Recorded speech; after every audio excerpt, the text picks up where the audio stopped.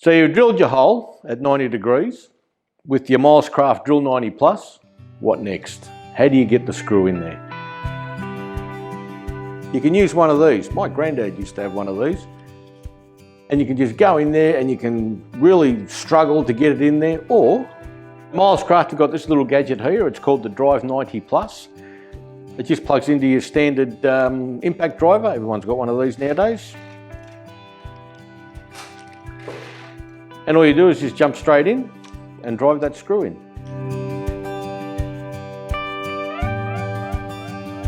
So you're thinking to yourself, I don't have an impact driver. Don't panic. It'll fit straight into a normal drill as well.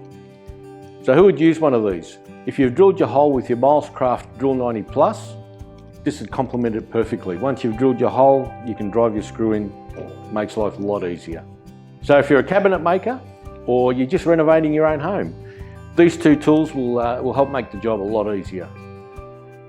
So it really is as simple as that. For more information, you know what to do. Click the links below. Don't forget to click like and subscribe. Timbecon really appreciate it. Don't forget me. And I'll catch you all on the next one.